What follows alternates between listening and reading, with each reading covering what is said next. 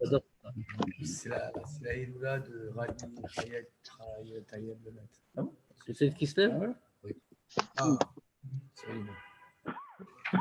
Ah, yo. Alors, Ah bah tu lui dis à monsieur. Il va comprendre, mais c'est pas lui. Merde, monsieur. Bien. Donc, je vous propose de reprendre. Nous sommes une charnière un petit peu du raisonnement qu'on avait fait jusqu'à présent. On va rappeler brièvement, bien sûr, ce qu'on avait dit précédemment. Donc, la grande idée, c'est dans cette deuxième partie du chapitre Zayin que nous avons entamé, le Admour Hazaken nous a expliqué, a voulu nous montrer, après tous les développements qu'on a faits, qu'ainsi nous pouvons comprendre l'erreur qui a été commise par de très grands Chachamim, qui nous disent, qui ont voulu interpréter les écrits du Harizal au sens premier, et donc le Tzimtzum au sens simple. Alors attention, quand on dit au sens simple, c'est pas si simple que ça malgré tout. Hein. Il ne faut pas comprendre qu'ils auraient compris que quand on dit que Dieu s'est retiré, ça veut dire qu'il s'est retiré, qu'il a créé un espace, etc., au sens concret. Ce n'est pas de ça qu'il s'agit, bien sûr. Ce n'est pas de ça qu'il s'agit, parce que ça, c'est vraiment, enfin, ça, ce ne serait pas une erreur de Chachamim en réalité, ce serait vraiment une vraie bêtise. Parce que dire qu'un endroit où Dieu n'est pas, etc., ça n'aurait aucun sens. Mais c'était plus fin que ça. L'idée, la suivante, c'est que eux, ils ont dit, mais il y a une contradiction de fond. Et donc, comment est-ce qu'on doit interpréter le Tzimtzum comme que l'enseignement du Harizal, donc comment est-ce qu'on doit l'interpréter? On doit l'interpréter de telle manière que, quand on dit que Dieu s'en retire, ça signifie qu'il se retire des choses les plus concrètes. Autrement dit, dans les mondes spirituels, bien sûr, Dieu est là, c'est lui le créateur, etc., etc. Mais le Tzimtzum, ça signifie que dans les choses, dans les degrés plus bas, c'est pas compatible avec comment on définit Dieu. C'est ce qu'on a en fait dit très longuement les fois précédentes en l'expliquant. Alors le Admour Hazaken ici veut bien souligner qu'ils se sont trompés. Alors pourquoi ils se sont trompés? Ils se sont trompés parce qu'en réalité, lui interprète, avec d'autres hein, bien sûr, les écrits du Harizal d'une autre manière. Autrement dit, c'est complètement au sens spirituel, c'est pas au sens premier. Et donc, Dieu, il en résulte, alors je ne vais pas répéter tout ce qu'on a dit la fois dernière, mais il en résulte que Dieu est présent constamment partout et que rien n'existe en dehors de lui. Autrement dit, alors en vérité, on va voir un peu dans les mots, mais quelle est la différence? C'est qu'on a une vraie question de fond en réalité, depuis le début. C'est l'objet du Shah Yichud Ve'emunah de répondre à cette question. Dieu est infini. Plus exactement, il est sans limite. Comment peut-on imaginer que Dieu, qui est totalement spirituel et totalement sans limite, entre dans les limites? Donc, on dire que Dieu a créé, si on peut dire, un endroit où il y a des limites, donc il est retiré de cet endroit parce que lui est sans limite. Ça semble une chose qui va aller de soi. Mais le Admour Hazaken, à la suite du Harizal, montre que c'est pas ça. Qu'en réalité, Dieu est constamment présent dans la limite et hors de la limite et qu'il remplit absolument tout ce qui existe. Alors jusqu'à présent, on a parlé, en fait, une fois qu'il a commencé à le développer, etc. Alors, bien sûr, il nous a dit de toutes les façons, personne ne peut le comprendre, personne ne peut le saisir. Dieu saisit toutes choses, mais rien ne peut le saisir. Ce qui en soi est un chidouche, hein. Ce n'est pas juste une jolie manière de parler pour dire qu'on ne peut pas comprendre Dieu. On savait qu'on ne pouvait pas comprendre Dieu. Mais plus que cela encore, Dieu, qu'est-ce que ça signifie qu'il saisit tout et que rien ne peut le saisir? C'est-à-dire qu'une différence fondamentale de perception de comment Dieu nous regarde et comment nous on le regarde. Autrement dit, comment Dieu va remplir le monde, et c'est à ça qu'on va arriver ici. Comment Dieu remplit le monde? Du point de vue de Dieu, il n'y a pas de différence. Du point de vue de Dieu, il remplit le monde exactement comme avant le début de la création. C'est pour nous qu'il y a une différence. Nous sommes capables de ne pas saisir Dieu. Autrement dit, nous sommes capables de ne pas voir Dieu présent dans la création. Non pas parce que Dieu n'y est pas, mais parce que le Tzimtzum, c'est ça que ça veut dire. Que Dieu n'a pas laissé de perception directe de sa divinité parmi nous. Alors, il a montré pour les mondes spirituels, d'abord, que même dans les mondes spirituels, où on aurait pu penser au contraire, que Dieu est visible, puisque ce sont on parle de degrés spirituels très élevés. Alors, on a dit oui, c'est dans le monde matériel que ça se passe le Tzimtzum. C'est un autre niveau, mais dans les degrés spirituels, avec les créatures spirituelles les plus élevées, on n'a pas ce sujet. Et on a donc ça, on l'a déjà écarté. On a déjà dit, même dans les mondes spirituels, les créatures spirituelles les plus élevées, dans la mesure où déjà elles sont des créatures, elles ne peuvent pas avoir une perception du Créateur. Et donc c'est vrai que même pour elles, il y a déjà un Tzimtzum. Mais une fois que l'Admour Hazaken nous a expliqué ça, il va passer à la deuxième étape. On va reprendre là. Nous en sommes donc à la page... oui, exactement, on est là. À la page 166, et on est une dizaine de lignes avant la fin. On va reprendre à Vegam Batartonim. Donc, Vegam Batartonim. Et même en bas.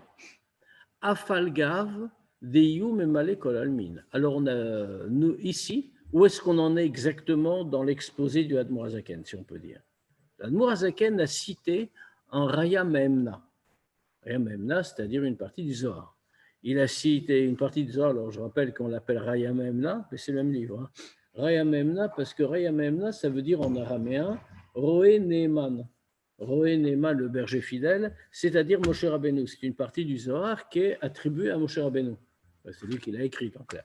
Et donc, c'est pour ça qu'on l'appelle Raya Memna. Donc, il a cité un Raya Memna, où on nous a dit que Dieu est Sovev Kolalmin, qu'il entoure tout, donc il saisit tout, mais que rien ne peut le saisir, qu'il est Memale Kolalmin, on emploie les deux expressions, qu'il remplit tout. Alors, le Sovev Kolalmin, bon, c'est chose très générale, comme ça marchait pour les niveaux spirituels les plus élevés, bien sûr. Maintenant, quand on descend dans des niveaux du matériel, dans notre monde à nous, alors ici, le texte emploie l'expression, il est Memale Kolalmin, que Dieu remplit tout. Donc, Afalgav dit Memale Kolalmin. Bien qu'il remplisse tout, qu'il soit Memale Kolalmin au sens le plus fort. Autrement dit, il remplit chaque élément qu'il a créé, c'est lui qui lui donne vie. Alors, on aurait pu penser, malgré tout, ce mot même est déjà une question dans Raya Memna. Pourquoi? Parce que si Dieu remplit... Moi, Charles, tranquille. J'ai failli m'évanouir dans la salle de bain. Pourquoi? Je sais pas. Peut-être qu'on enlève les micros pour les conversations privées.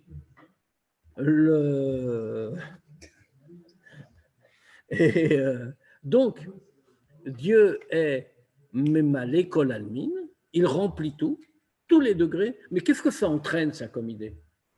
Si Dieu remplit tout de la manière la plus forte, comme on est en train de le dire, ça signifie qu'il va ressentir quelque chose de ce qui se passe dans le monde. Ça va avoir un effet.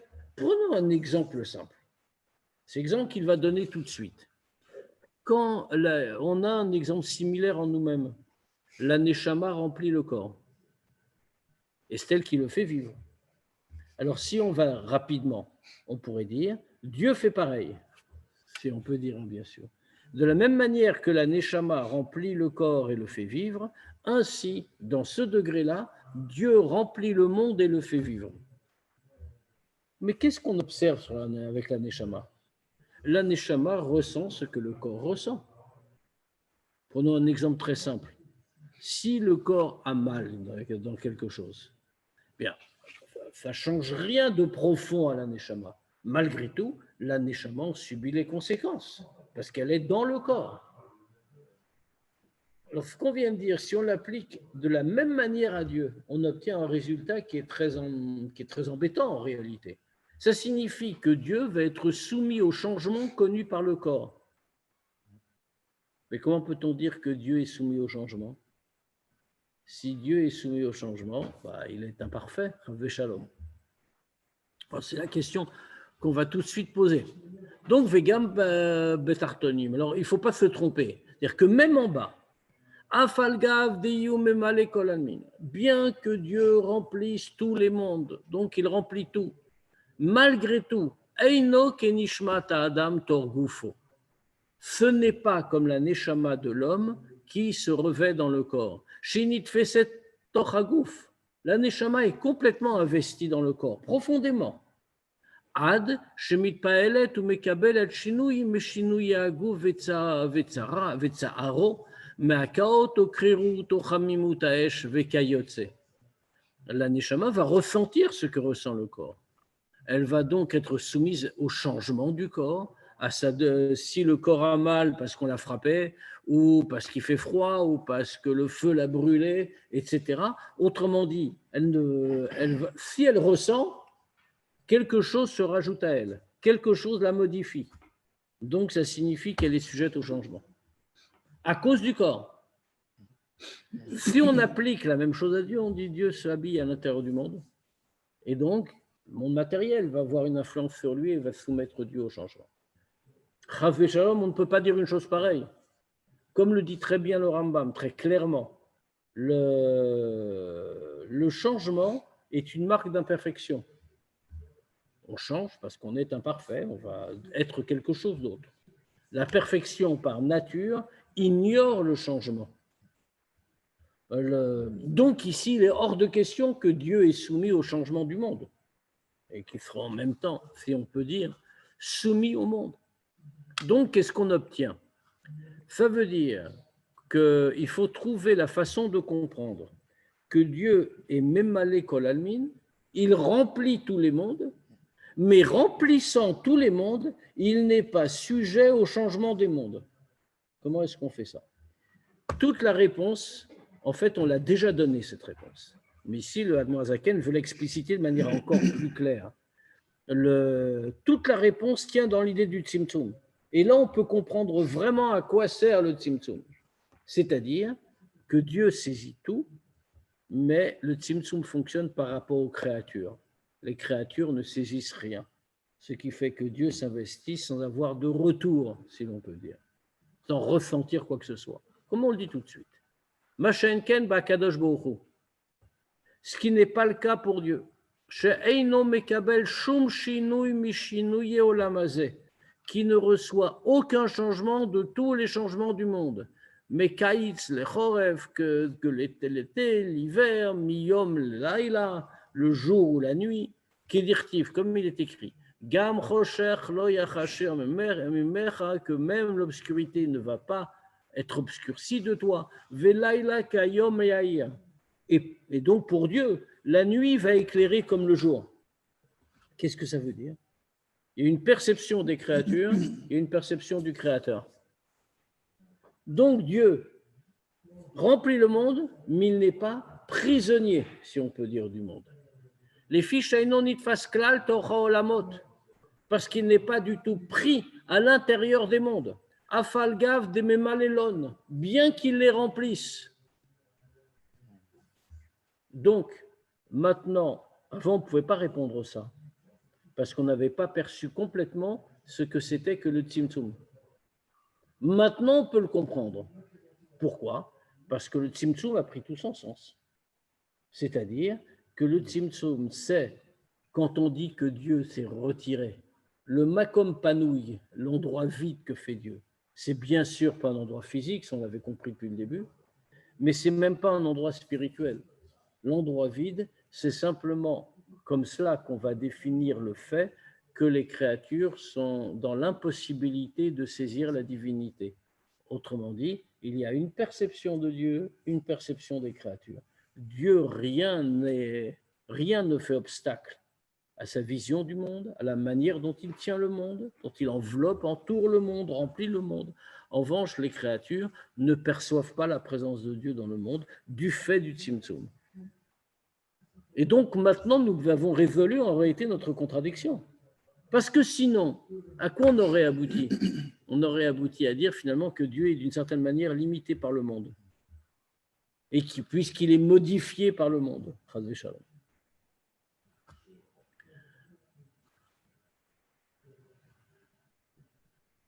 Vezeo gamken inyan sovev kolalmin. Et ça, c'est aussi l'idée de degré qu'on a appelé sovev kolalmin, qui entoure tous les mondes. Pirouche, qu'est-ce que ça veut dire? Derrière machal, c'est bien sûr complètement métaphorique. Alors, sovev kolalmin, ça ne veut dire en aucun cas que Dieu entoure quoi que ce soit. Autrement dit, quand on le traduit comme ça, c'est la traduction, hein, c'est juste, mais je veux dire, en hébreu, c'est le même problème. Mais on veut dire quelque chose, effectivement, de précis avec cette expression. Mais on ne veut surtout pas dire que matériellement, Dieu entoure. Dieu n'entoure pas comme s'il ne pénétrait pas. Faire quoi qu'il entoure? C'est-à-dire qu'il n'est pas dans le monde. Mais alors comment le monde pourrait-il exister si Dieu n'y est pas? On a justement expliqué depuis le début que c'est Dieu qui crée et qui fait constamment exister chaque aspect de la création. Donc dans ce cas-là, Dieu doit y être. Donc, on est obligé de dire que Dieu s'y trouve. Alors qu'est-ce que ça veut dire quand on dit qu'il est Sovev Kol Almin? Alors, on va l'expliquer tout de suite.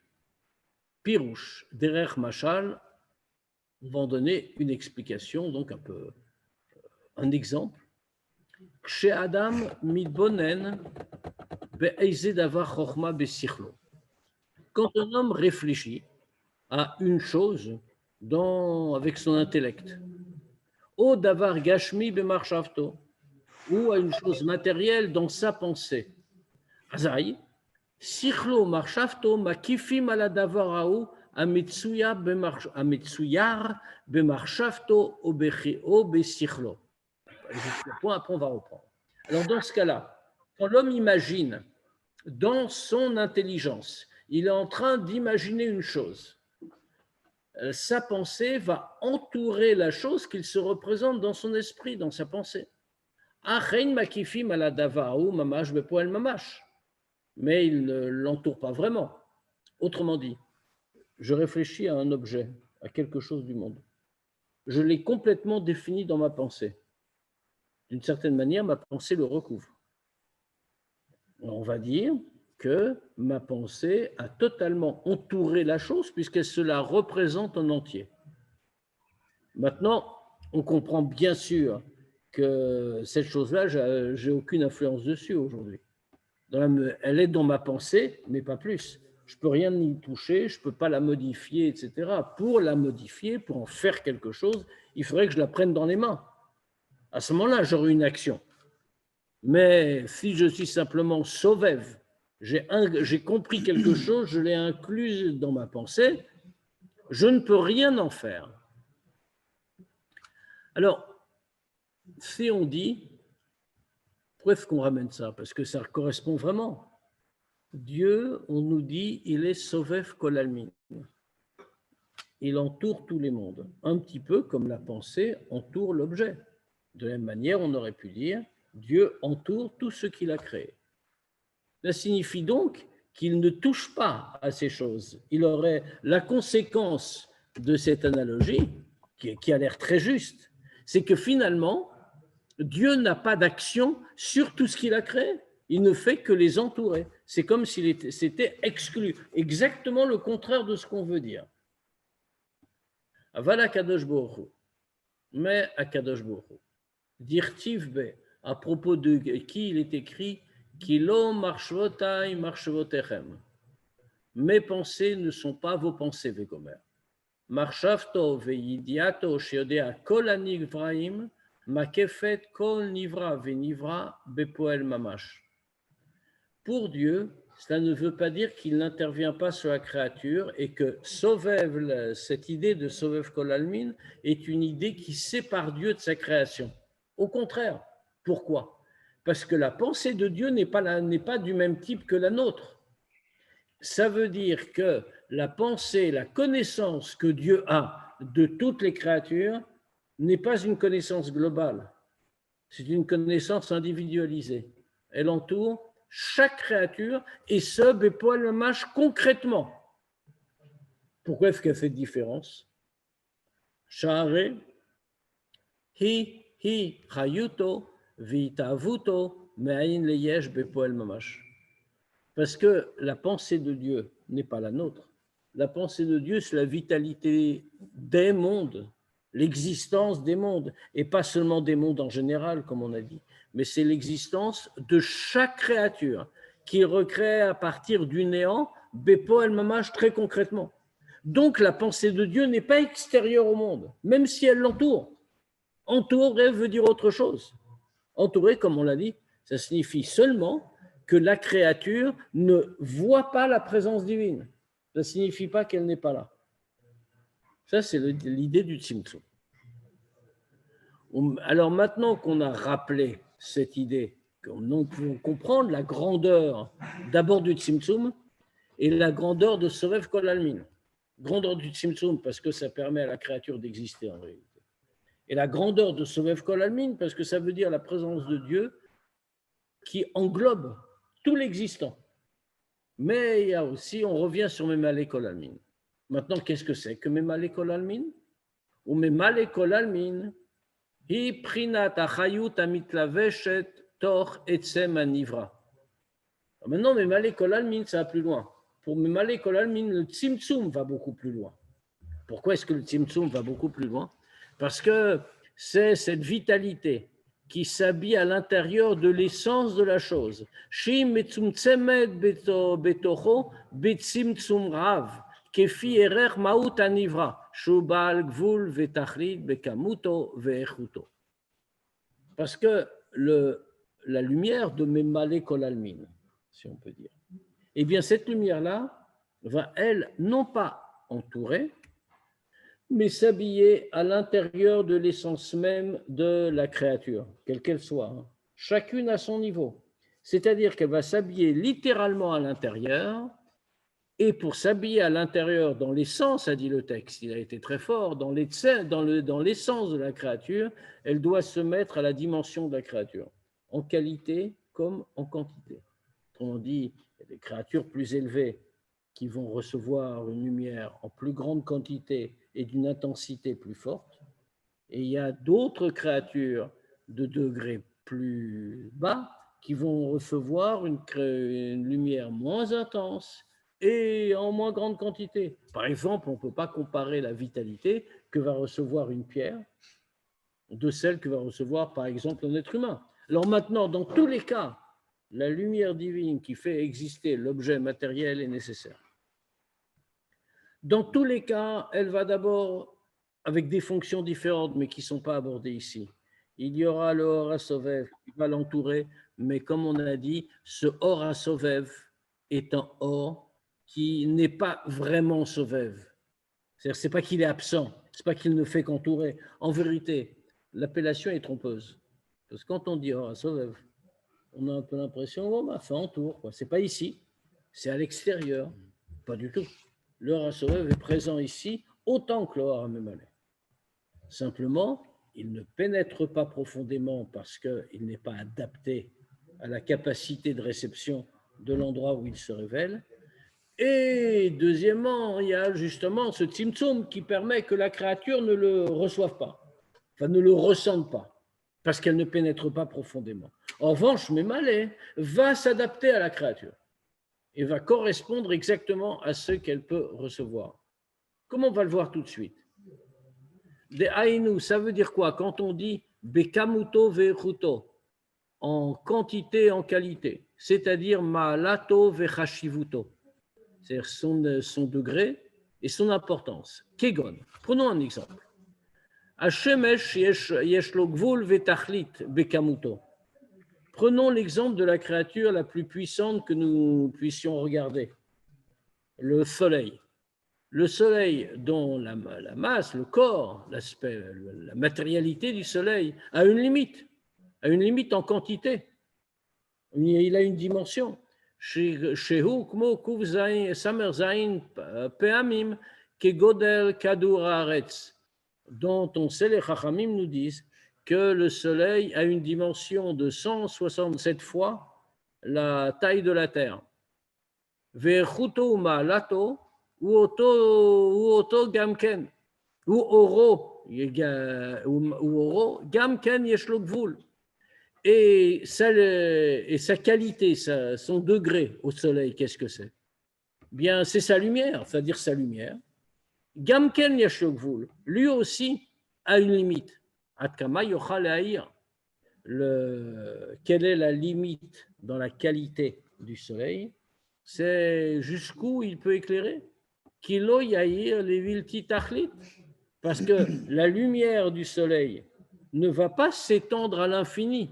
Mahash ou nivra. Puisque le soleil, avec toute sa puissance, n'est qu'une créature.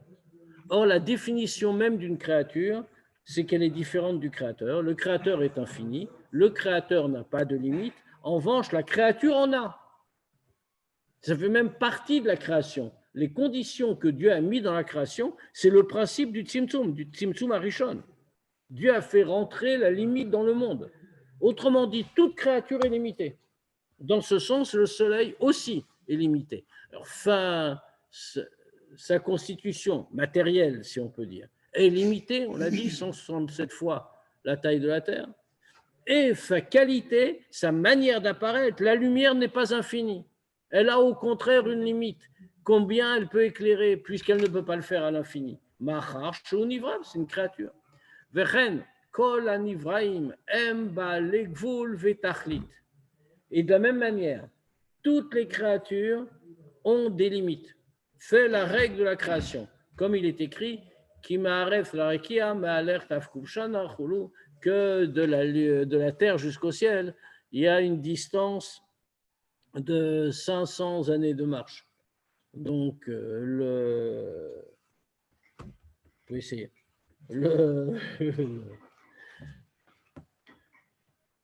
Partir de bonne heure, quand même. Donc, qu'est-ce qu'on voit de là? Ce qu'on voit de là, et c'est ce que veut sortir l'Admorazaken. L'idée est simplement une idée de Tzimtzum. Et ce qui nous explique que Dieu peut être présent dans la création sans que cela change rien à ce qu'il est. Entre nous, si l'on peut dire, il y a le Tzimtzum. Et ce Tzimtzum permet que Dieu soit présent constamment et renouvelle constamment la création, ce qui est une idée fondamentale. Hein. Le monde est constamment en train d'être créé, ce qui est d'ailleurs important en soi, parce que, y compris pour nous, parce que si le monde est constamment en train d'être créé, ça signifie que nous aussi, on peut tout recommencer constamment. Il n'y a jamais rien de figé. Ben, la conséquence dans le service de Dieu, c'est ça. Quelqu'un se dit, j'ai tout raté. Par exemple, je ne suis pas comme il faut, je ne suis pas au degré qu'il faut, j'aurais dû, je ne sais pas, étudier la Torah depuis mon plus jeune âge, et pour n'importe quelle raison, je ne l'ai pas fait, etc., etc. Tout genre de réflexion. Et on peut se dire, bah, c'est pas rattrapable. On nous dit, c'est faux. C'est au contraire éminemment rattrapable. Dire que ce n'est pas rattrapable, ça suppose que le monde est figé. Or, le monde par nature n'est pas figé, et nous non plus, puisque sa création est renouvelée à chaque instant. Renouvelée à chaque instant, ou comme l'image d'une prise électrique qui donne de l'énergie? Ah non, pas du tout. Renouvelée à chaque instant. Parce qu'on dit que c'est avec le souffle. Mais Dieu répète constamment les mots de la création, si on peut dire. Enfin, bon, c'est pas des mots, c'est pas avec des guillemets partout, mais c'est ça que ça veut dire. C'est-à-dire que le monde que nous connaissons maintenant n'est pas le même que celui que nous allons connaître dans une fraction infinitésimale de temps qui suit. Ouais. Vous avez vu, tout a changé là. C'est-à-dire que si quelqu'un maintenant, là, d'entre nous, si quelqu'un décide de devenir un tzaddik tout de suite, il n'y a rien qui le retient. En tout cas, moi j'ai vu passer des milliards de monde là, mais j'ai jamais gagné l'auto. Ah, parce que c'était pas fait pour toi. Dans aucun des mondes. Et voilà.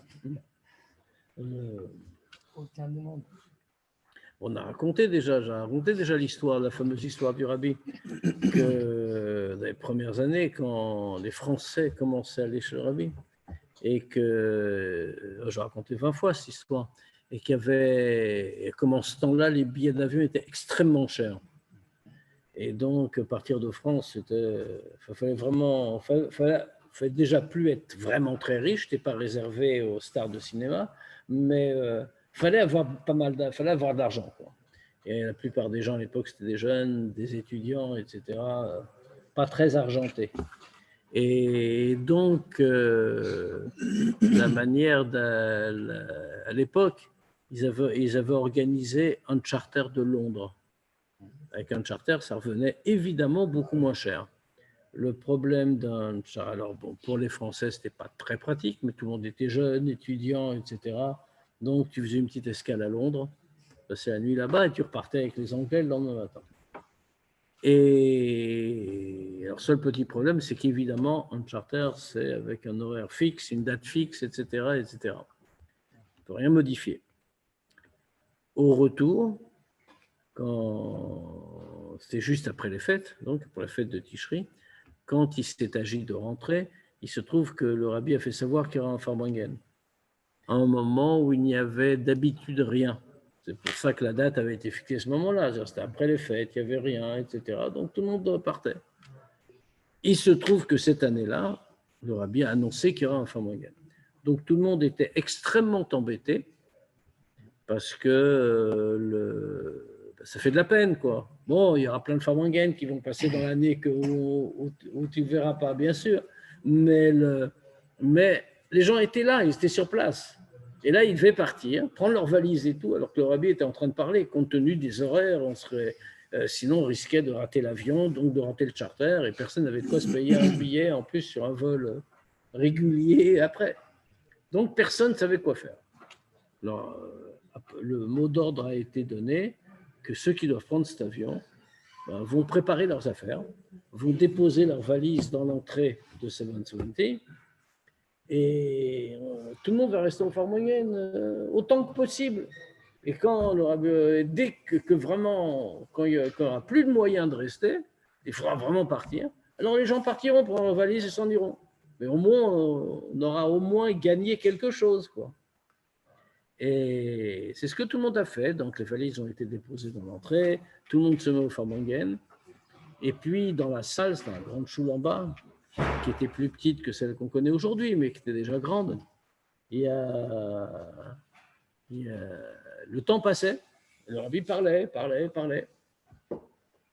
Et puis, il y avait les regards de plus en plus souvent vers l'horloge. Parce que malgré tout, les gens disaient, mais quand est-ce qu'on part, quoi? Qu'est-ce qu'on fait? Encore une fois, c'était un crève-cœur, quoi. Il fallait sortir maintenant.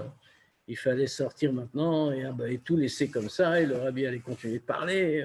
Bon, t'as pas le choix, mais personne n'osait être le premier à sortir. Et plus le temps passait, plus il y avait des gens qui regardaient l'horloge dans l'assistance. Et à un moment, le rabbi s'en est rendu compte. Et au milieu du Farbrengen, il a dit comme un truc, et c'est intéressant parce que quand on voit, ça n'a rien à voir avec le contexte. Il parle d'autre chose, et puis brutalement, il parle comme ça, et il se met à dire que Dieu a créé le monde, il crée le monde à chaque seconde. Et donc, le monde n'existe pas encore. Le monde de tout à l'heure, avec l'avion et l'aéroport, tout ça n'existe pas encore. Donc, il n'y a pas de quoi se faire de soucis. À la fin, le Farbrengen s'est terminé, tout le monde a pu avoir l'avion. Mais c'est intéressant de voir comment le rabbi l'a dit de manière très concrète. Ce n'était pas une idée théorique que le monde n'existe pas encore, parce que c'est écrit dans Chassidut, etc. Mais en vérité, entre nous, on sait très bien que bon, ça va. On va sortir d'ici. Tout à l'heure, c'était toujours la même rue Petit qui est de l'autre côté de la porte. Eh bien non, ce n'est pas la même rue Petit. Et même ceux qui vont sortir tout à l'heure, d'ici, ou d'ailleurs, ce sera des autres personnes. Et donc, il y en a certainement parmi eux qui sont devenus des tzadikim gumurim. Je ne sais plus les mêmes. Et que rien ne les retient.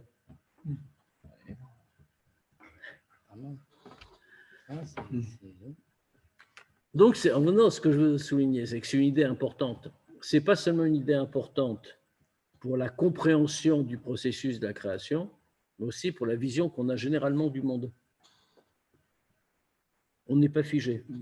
Tout peut changer à chaque instant. C'est cette raison qui fait que Dieu crée un seul monde. C'est pour une raison, c'est pour ça. Qui peut ça pourquoi Dieu a créé comme ça? Non, parce que c'est étonnant de dire que Dieu recrée chaque instant. Pourquoi ne pas juste faire Al-Pir Sidout, dans la Chassidut, on explique ça pour une raison très simple. Enfin, très simple.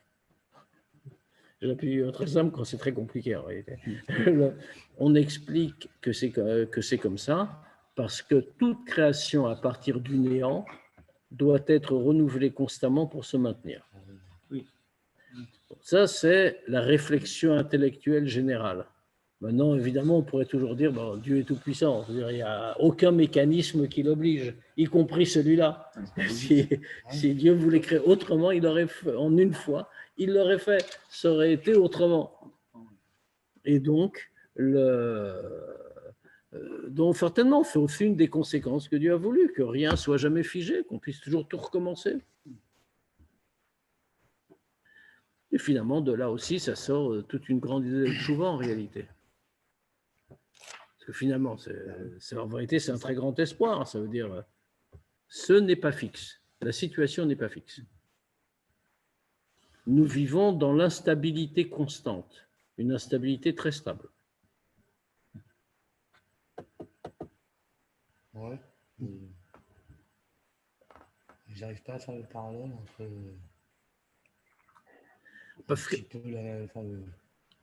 c'est très simple. La raison est très simple parce que nous sommes des créatures. Mais c'est la même chose, c'est ce qu'on est en train de dire. C'est l'idée du Tzimtzum. Le Tzimtzum fait que nous ne voyons rien. Et nous sommes obligés de ne rien voir parce que si nous le voyons, nous verrions Dieu. Le monde n'existerait pas en réalité. Ce serait un monde, il existerait peut-être, mais je veux dire, ce serait autre chose. En tout cas, ce monde-ci, tel que Dieu l'a voulu, n'existerait pas. Le Tzimtzum est là pour nous permettre de ne pas voir. Et donc, évidemment, on ne voit pas que le monde change constamment. Et en plus, on vit une situation, encore une fois, il ne faut pas oublier ces principes généraux, on vit une situation très paradoxale. Comme c'est expliqué ailleurs, il y a marqué comme ça, que normalement, la situation du monde, ça devrait être que Elokut Pshitut et Olam Beitrachut. C'est-à-dire que c'est Dieu qui est évident, la divinité est évidente, et le monde est une nouveauté. On devrait essayer de nous prouver que le monde existe. Parce que c'est Dieu qui est la vraie existence. Dieu est ce qu'on appelle, même le Rambam l'appelle comme ça. Il dit c'est Emitit Amitziot, c'est la vraie existence. Donc elle devrait être évidente en tant que vraie existence. On devrait voir Dieu, et c'est le monde pour lequel on aurait besoin de textes pour nous expliquer il faut croire que le monde existe, c'est très important. Or, on voit qu'on vit une situation totalement inverse. C'est Elokut Beitrachut et Olam Bepshitut. C'est le monde qui apparaît évident, alors que c'est le Créateur qui n'est pas évident. On a besoin de nous montrer comment ça marche. Donc, on vit une situation paradoxale. Et bien sûr, en tant que créature, on a tendance à se dire, bah oui, parce qu'on voit, c'est ça qui existe. Et c'est pour ça que Chassidut vient. Et c'est bien qu'on en parle d'ailleurs ce soir, c'est peut-être qui se lève après tout. Le Chassidut vient pour nous permettre de voir les choses de manière plus droite, plus juste.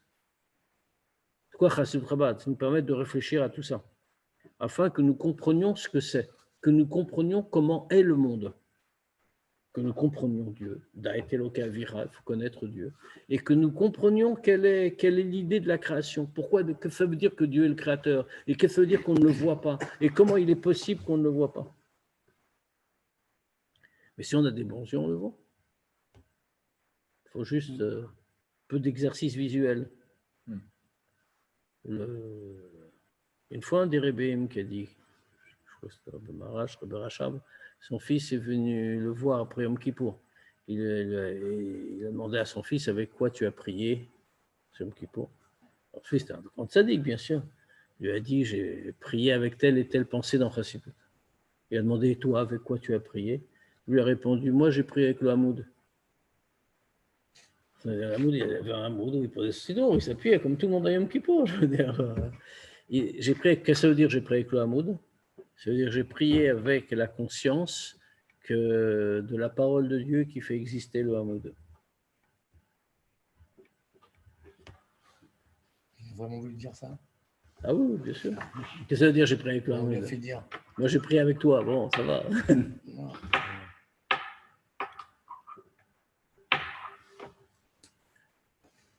Bon, en tout cas, donc l'Admozaken va continuer, bien sûr, à développer cette idée-là. Ça veut dire, donc, le degré de Memal et Kolalmin, Dieu qui remplit tous les mondes, ça signifie qu'il est vraiment présent. Maintenant, ça signifie quoi qu'il est vraiment présent? Comment est-ce possible que Dieu soit présent? On vient de dire que toutes les créatures sont par nature limitées. On a même pris la plus puissante qu'on pouvait trouver, le Soleil. Et on a vu que même le Soleil est limité, il a une dimension, et sa puissance est aussi limitée. La preuve fait que sa lumière ne va pas à l'infini, elle s'arrête à un moment. Ce qui veut bien dire qu'il a une limite en quantité comme en qualité. Mais pourtant, on dit que Dieu est dedans. Comment est-ce possible alors que tout soit infini, soit limité? Ve'imken. Achayut ameluveshet bahem ibeprinat tzimtzum rav ve'atzum. Et dans ce cas-là, qu'est-ce qu'on voit? La vitalité qui est habillée à l'intérieur de toutes ces créatures est une vitalité dans un degré de très grand tzimtzum. Ve'atzum est très puissant. Qui sera très tzamtzam tzimtzumim rabim v'atzumim. Le,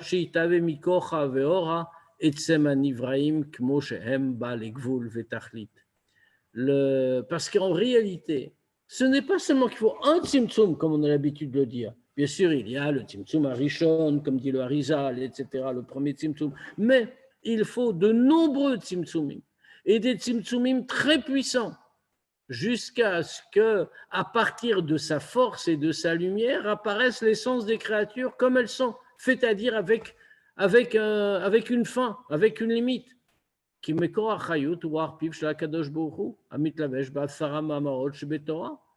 Parce que qu'est-ce que c'est que la source de toutes les créatures? C'est ce qu'on a appelé ici Ruach Pi Vidbarer, c'est-à-dire le souffle de la bouche de Dieu qui s'habille dans les 10 paroles qui sont dans la Torah.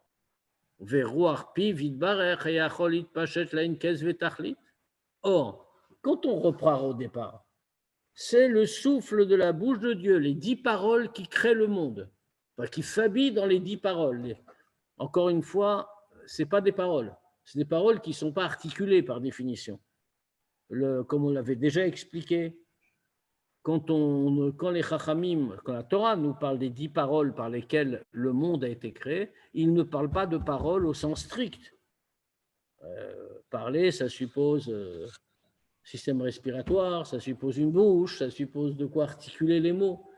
On parle de parole parce que la parole est un instrument d'expression vers l'extérieur. Donc c'est une image qui rend compte d'une réalité. On peut employer le mot lumière, qui est tout aussi inexact que le mot parole, mais enfin ça donne une autre idée. Mais ces paroles et ces lumières, quoi qu'il en soit, eh bien tout cela vient, on l'a dit, de Ruach Pi Vidbarer. Ça vient du souffle de la bouche de Dieu qui s'est habillé dans ses paroles, donc qui diffuse cette lumière. Mais si on parle du souffle de la bouche de Dieu, Ruach Pi Vidbarer, le souffle de la bouche de Dieu, il n'est pas distinct de Dieu. Autrement dit, il est uni avec le Créateur. De la même manière que Dieu est sans limite, le souffle de sa bouche est sans limite. Il aurait pu s'étendre sans limite. Et créer des mondes à l'infini, que ce soit en quantité ou en qualité, ou l'achyotam, et les faire vivre ad et ad pour l'éternité. Mais dans ce cas-là, quelle aurait été la conséquence? Velo aya nivra olamaze klal. Et ce monde-ci n'aurait jamais été créé. Alors, c'est pas grave, hein, il y aurait autre chose qui aurait été créé, mais ça n'aurait pas été ce monde. Or, Dieu a voulu avoir particulièrement ce monde. C'est sa volonté. Donc, dans cette mesure-là, il fallait, la création de la limite est en vérité une bénédiction. C'est comme on explique toujours, la création de la limite est une manifestation de gvoura, mais cette manifestation de rigueur, de restriction, mais cette manifestation de gvoura est en soi un chesed. Dieu a voulu avoir le monde tel qu'il est. Or, ce monde n'existe pas tel qu'il est si il ignore la limite, s'il peut s'étendre à l'infini. Donc, le tzimtzum est nécessaire pour restreindre le roi Pivid Barer, pour qu'il s'habille, le souffle de Dieu, pour que la parole de Dieu s'habille à l'intérieur des créatures et les fasse vivre. On va s'arrêter là pour ce soir. On s'arrête à la parenthèse, ça nous permettra de reprendre là. Mais on peut se donner le temps de quelques questions, si vous en avez. À ce moment-là, de toutes ces notions, là où on a parlé de Avat Olam,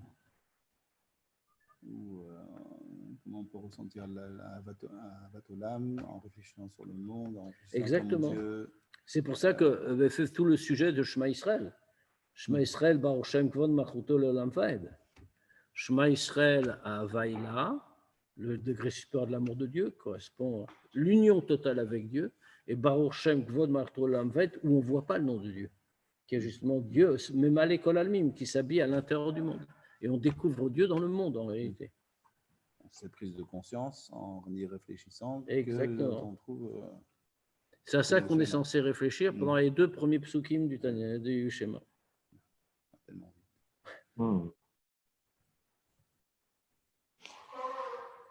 Voilà, s'il n'y a pas d'autres questions, alors je vous souhaite Goutiantef à tous.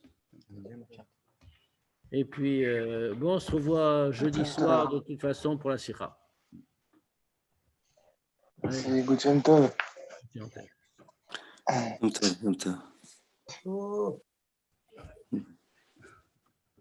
Azak, Barkatz. Ouais. Bilia. Jam Tov. Jam Tov, les Haïm. D'accord.